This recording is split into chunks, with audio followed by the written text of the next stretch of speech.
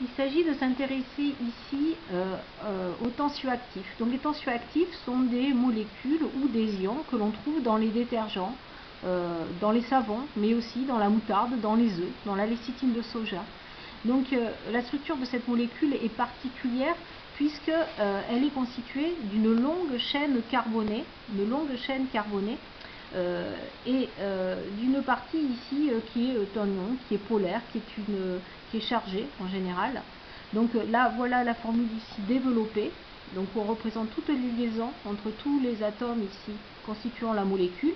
Dans la structure semi-développée ici, on ne représente pas les liaisons avec les atomes d'hydrogène. Et dessous, on a ici une structure topologique dans laquelle chaque segment ici correspond à une liaison carbone-carbone. Donc le modèle ici de la molécule est celui-ci. Donc la chaîne carbonée ici est constituée d'atomes de carbone qui sont dans un environnement tétraédrique. En effet, les atomes voisins ici de chaque atome de carbone vont pointer vers les sommets ici d'un tétraèdre. C'est ce qui confère à cette chaîne carbonée ici cette structure ici en zigzag. Et puis la tête ici de la molécule ici ou de l'ion qui va être chargée ou polaire. Donc deux parties bien distinctes dans cette molécule, une queue ici qui est une longue chaîne carbonée qui sera apolaire et qui aura des affinités donc avec les espèces chimiques apolaires, et donc les lipides, donc qui sera lipophile, et par contre qui n'aura pas d'affinité avec les espèces polaires telles que l'eau, et donc qui sera hydrophobe. Contrairement ici à cette partie ici de la molécule, la tête de la molécule ici sera polaire, en général ce sera un ion, et donc cette tête ici aura elle des affinités avec les espèces polaires telles que l'eau, donc qui sera hydrophile, mais aucune affinité ici avec les espèces apolaires telles que les lipides. Donc cette molécule, du fait de sa structure particulière et ayant une partie hydrophile et une partie hydrophobe, on dit que cette molécule est amphiphile. Donc lorsque l'on met un tensioactif dans l'eau, la question est comment vont se disposer ces molécules ou ces ions de tensioactifs. Alors, les molécules en fait vont se disposer de manière ici à présenter ici leur tête polaire ici en contact ici avec la surface de l'eau, et les queues ici qui sont hydrophobes ici, qui vont fuir l'eau, vont se mettre au contact ici de l'air. Donc à la surface de l'eau, les molécules ici de tensioactifs vont avoir cette disposition là. S'il y a trop de tensioactifs dans l'eau, les molécules de tensioactifs ou les ions de tensioactifs vont se regrouper ici et donc vont se regrouper sous la forme ici de sphères, sous la forme ici de cette structure là où les queues ici hydrophobes vont se mettre en contact les unes avec les autres, et seules les têtes hydrophiles ici seront en contact avec l'eau. Ce regroupement ici de molécules de tensioactifs est ce qu'on appelle une micelle. Donc la question est, que se passe-t-il lorsqu'on mélange de l'eau et de l'huile donc qui ne sont pas solubles? Donc lorsque vous mettez ici beaucoup d'eau et un petit peu d'huile, la densité de l'eau étant supérieure à celle de l'huile, la phase inférieure ici sera la phase qui contient l'eau et la phase supérieure sera la phase qui contient ici l'huile. Si au contraire ici, je mets beaucoup plus d'huile que d'eau, j'aurai la même structure, la densité de l'eau étant toujours plus petite ici que celle plus grande que celle de l'huile, la phase contenant l'huile sera toujours au-dessus ici de la phase qui contient l'eau. Donc quelles que soient les proportions, sera dans cette configuration-là. Donc si l'on agite, après agitation, on va obtenir une émulsion. Donc si on a beaucoup d'huile, un petit peu d'eau, on aura une émulsion d'eau dans l'huile, donc on aura des gouttelettes d'eau, des gouttes d'eau qui seront dispersées dans l'huile, et si on a beaucoup plus d'eau que d'huile, on aura une émulsion ici, émulsion d'huile dans l'eau, donc toujours émulsion ici de liquide minoritaire par rapport au liquide majoritaire.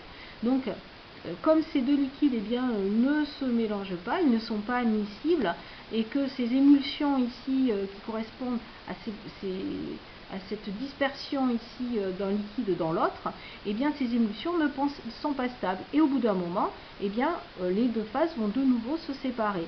Donc c'est ce qui se passe par exemple dans cette configuration là. Donc on a deux phases ici bien séparées, une phase supérieure qui est de l'huile qui a été colorée avec une molécule ici orangée, rouge orangé, et la phase inférieure ici qui est de l'eau. Donc on voit bien ici qu'elle est bien incolore. Et lorsque je mélange, lorsque j'agite, eh bien, je génère ici une émulsion. Donc puisque l'huile était minoritaire, j'ai une émulsion ici de l'huile colorée dans l'eau. Mais lorsque j'attends, eh bien, de nouveau ici, les deux phases ici se reséparent. Donc la question c'est que se passerait-il si je rajoutais un tensioactif? Donc lorsqu'on rajoute un tensioactif, donc des molécules ou des ions ici qui ont cette structure ici amphiphile, eh bien les émulsions se voient stabilisées. Donc ici, l'émulsion n'est pas stabilisée. Si je rajoute un tensioactif, eh bien l'émulsion va se stabiliser. Donc ici, dans le cas où j'ai une émulsion d'eau dans l'huile, eh bien les molécules ici de tensioactif ici vont se disposer tout autour des gouttelettes d'eau et stabiliser ici ces gouttes d'eau ici dispersées dans l'huile. Donc elles vont s'orienter ici de façon bien particulière, donc en mettant en contact ici leur tête hydrophile avec les gouttes d'eau et la queue ici hydrophobe ou lipophile en contact avec l'huile. Lorsque eh bien j'ai une émulsion d'huile dans l'eau, là eh bien les molécules de tensioactifs vont de la même façon eh bien, enrober ici chacune des gouttelettes d'huile, mais cette fois-ci eh bien, elles vont se disposer différemment. Donc la tête hydrophile sera toujours en contact avec l'eau, ici qui sera qui est le liquide majoritaire, et la queue hydrophobe ici sera en contact avec la gouttelette d'huile. Donc ici, c'est ce qui se passe lorsque l'on rajoute de la moutarde dans une vinaigrette. Donc le vinaigre constitue essentiellement constitué d'eau. L'huile et le vinaigre ne se mélangent pas, mais lorsque vous rajoutez un tensioactif, comme la moutarde ou comme un œuf dans la mayonnaise, eh bien vous stabilisez l'émulsion et vous faites une vinaigrette qui se tient.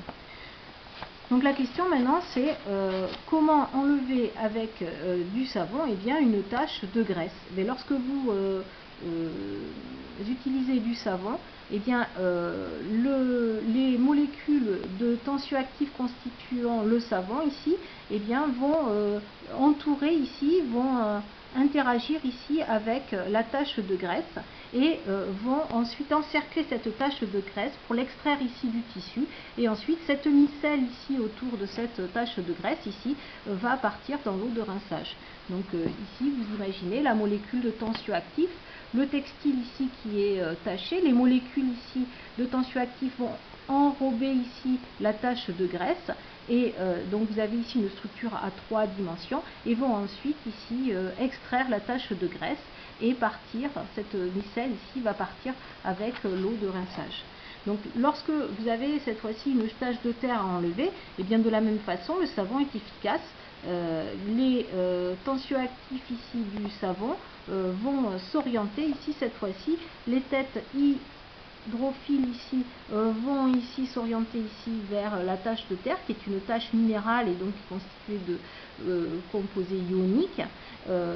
Mais comme ici eh bien, la phase majoritaire c'est une phase ici qui est constituée d'eau, eh bien on va avoir en fait une bicouche, deux couches ici de molécules de tensioactifs, de manière à ce que eh bien, la partie eh bien, du tensioactif en contact avec l'eau, ce soit la partie hydrophile. Et donc ici on va avoir une bicouche ici de tensioactif. Cette bicouche de tensioactif ici, de la même façon, eh bien, va entourer la tache de terre et va ensuite eh bien, extraire cette tache, et cette micelle ici autour de la tache de terre ici va être évacuée dans les eaux de rinçage. Donc dernière chose, sur les bulles de savon, donc structure d'une bulle de savon. Donc une bulle de savon bien sûr eh bien, est formée par une paroi qui est constituée ici de molécules de savon, donc de tensioactifs, et à l'intérieur de la bulle il y a de l'air. Donc la structure de cette de cette paroi, en fait, elle consiste ici à avoir en sandwich ici une fine couche ici d'eau, d'eau qui est prise en sandwich ici entre deux couches ici de tensioactifs. Les molécules de tensioactifs ici s'orientant tête hydrophile ici en contact avec l'eau et la queue ici hydrophobe ici en contact avec l'air.